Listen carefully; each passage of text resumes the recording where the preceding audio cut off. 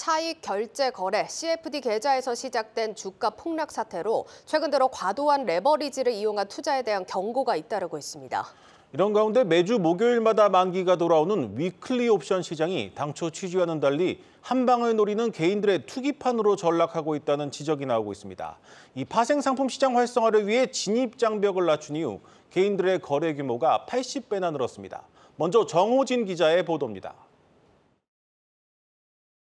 매주 목요일 위클리 옵션을 통해 코스피 200 지수 상승 하락에 베팅하는 불개미들이 늘고 있습니다. 위클리 옵션이란 2019년 9월 출시된 장내 파생 상품으로 일반 월물 옵션과 달리 일주일 단위로 만기가 돌아옵니다. 정부는 위클리 옵션을 출시하며 정규 옵션보다 적은 비용으로 해지 효과를 얻을 수 있고 옵션 만기일 효과도 완화할 수 있다고 밝혔습니다.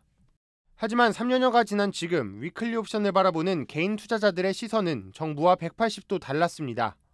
적은 돈으로도 레버리지를 통해 수백 배의 수익을 얻을 수 있어 인생 역전이 가능한 도박판이라는 겁니다. 국내 위클리 옵션 시장에 뛰어든 개인 투자자의 거래 규모는 도입 당시와 비교해 80배 넘게 커졌는데 직장인 주식 커뮤니티에선 여긴 매주 터진다, 국가가 인정한 합법 도박으로 오라는 등의 글을 심심치 않게 찾아볼 수 있습니다. 하지만 높은 기대 수익만큼이나 기대 손실에 대한 우려도 큽니다. 만기가 짧은 탓에 지수 변화에 더욱 민감하게 반응하기 때문입니다. 지수가 갑자기 하루에 2% 이상 방향이 반대로 나온다라고 하면은 그냥 위클리 옵션 같은 경우는 거의 휴지가 되는 거예요. 그러니까 평균적으로 손실 계산하면은 1년에 한두 번씩은 3천만 원 정도 이상의 손실이 난 적이 있어요. 최근 문제가 불거진 차익 결제 거래 상품보다 낮은 진입 장벽도 문제로 꼽히고 있습니다. CFD는 개인 전문 투자자만 거래가 가능한 반면 1,000만 원 이상의 예탁금, 몇 시간의 교육만 수강하면 누구나 위클리 옵션 시장에 뛰어들 수 있습니다. 포트폴리오 가치 하락을 방어하기 위해 도입된 상품이지만 도박판으로 바뀐 지 오래된 만큼 전문가들은 시장 감시 확대가 시급하다고 말합니다. 주가 조작할 사람들은 그럼 이제 CFD 안 하고 다른 걸 쓰겠죠. 당연히 그러지 않겠습니까? 정보를 지금은 딱 감독 당국만 보고 있는데 그 투자자가 판매사가 관련된 거래들 볼 수 있게 해주면 자연스럽게 모니터링이 되거든요. 소잃고 외양간 고치기라는 비판이 커지면서 정부와 감독 당국, 증권업계의 관심이 CFD로 쏠려 있는 사이 이보다 훨씬 더 위험하고 광범위한 피해가 우려되는 또 다른 도박판으로 대박을 노리는 개인 투자자들의 발걸음이 늘어나고 있습니다. 한국경제TV 정호진입니다. 네, 증권부 신재근 기자와 조금 더 자세히 들여다보겠습니다. 신 기자, 앞서서도 봤지만 위클리 옵션이 당초 도입 취지랑은 다르게 일부 개인 투자자들의 투기 수단으로 변질되고 있다, 이런 지적이 끊이질 않는 상황입니다. 근데 충분히 예견이 가능한 상황이기도 한데 그럼에도 정부가 이를 도입한 배경은 뭐라고 봐야 됩니까? 일단 빈번하게 발생하는 각종 경제 이벤트에 대응할 수 있는 수단을 추가로 제공하기 위해서입니다. 네. 이 위클리 옵션은 해외 선물로 빠져나간 국내 투자자를 유인하기 위해서 2019년 9월 도입됐습니다. 기존 월물 옵션의 만기가 한 달에 한 번 돌아오다 보니까 이 중간중간에 발생하는 경제 이벤트에 즉각 대응하기 어렵다는 단점이 있었습니다. 위클리 옵션은 두 번째 목요일을 제외하고 매주 목요일 만기가 돌아오기 때문에 기업 실적 발표나 미국 FOMC 같은 경제 이벤트에 대응해서 투자할 수 있다는 장점이 있습니다. 위클리 옵션은 매주 상장되다 보니까 이런 위험에 노출됐을 때 더 저렴한 가격으로 위험 관리가 가능한 겁니다. 정부 입장에선 위클리 옵션이 조금 위험할 수는 있어도 이벤트에 즉각 대응할 수 있다는 장점이 있고 투자자 보호 장치가 충분히 마련됐다고 판단한 것으로 보입니다. 하지만 2011년까지 파생금융상품 거래 1위를 기록하던 한국 시장을 이 정부는 국민들이 도박과 같은 투기에 노출돼 있다며 대대적으로 규제에 들어갔고 그 결과 한국의 파생상품 거래 순위는 10위권 밖으로 밀려났습니다. 부랴부랴 정부는 거래 단위를 축소한 미니 선물 옵션을 도입하더니 위클리 옵션처럼 카지노라고 해도 무방한 위험한 상품을 도입했습니다. 네, 이 위클리 옵션이 도입된 취지는 충분히 이해가 갑니다. 분명히 순기능도 있고요. 그런데 이 위클리 옵션이 아무래도 이 단기적으로 발생한 충격에 따른 이 변동성이 아주 크지 않습니까? 그래서 도입 당시부터 약간 투기적인 요소도 있다, 이런 지적도 받지 않았습니까? 그렇습니다. 위클리 옵션은 이 주가 변동에 따른 가격 민감도가 일반 월물 옵션에 비해서 최대 5배 정도 높은 것으로 알려졌습니다. 이 옵션 가격은 내재 가치와 시간 가치로 결정이 되는데요. 만기가 짧을수록 시간 가치 변동폭이 더 커지기 때문입니다. 특히 만기일 동시호가 때 가장 가격 변화가 큽니다.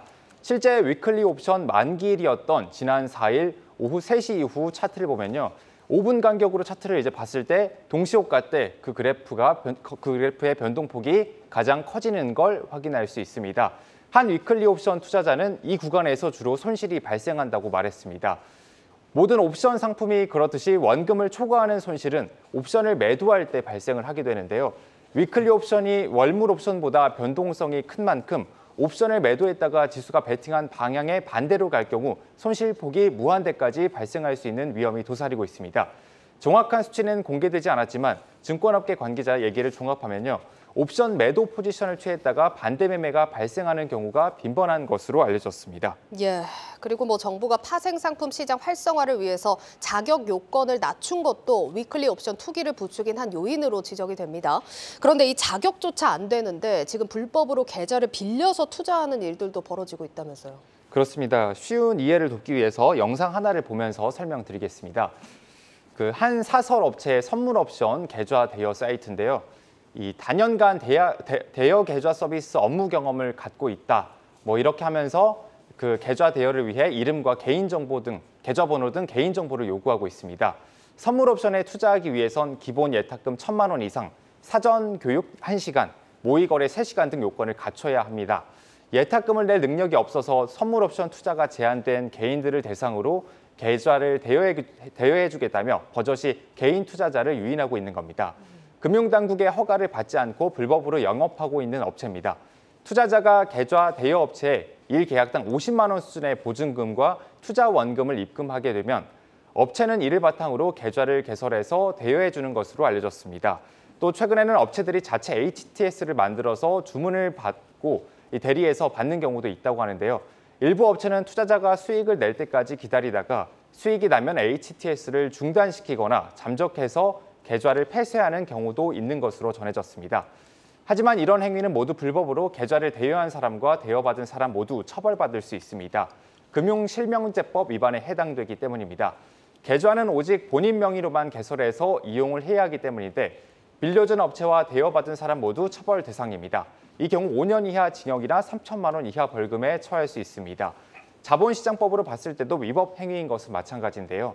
선물 옵션은 일정 자격을 갖춰야만 투자할 수 있는데 비자격자가 투자를 한 꼴이기 때문입니다.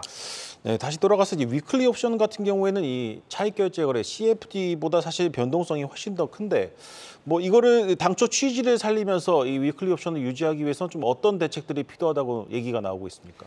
일단 CFD 사태와 위클리 옵션 시장, 판박이라는 얘기가 나옵니다. 정부와 금융당국이 해외 선진 금융상품이라며 적극적으로 도입을 주도했고요. 또 투자자 보호를 비롯한 관리와 감독은 민간에 떠넘겼습니다. CFD를 활용한 새로운 주가 조작 기법이 나왔듯이 위클리 옵션을 활용한 주가 조작 가능성도 갈수록 커지고 있다는 지적이 나옵니다. 전문가들은 위클리 옵션이 자본시장의 시한폭탄이 되지 않기 위해서는 무분별한 투기적 쏠림에 대한 모니터링을 더욱 강화할 필요가 있다고 얘기합니다.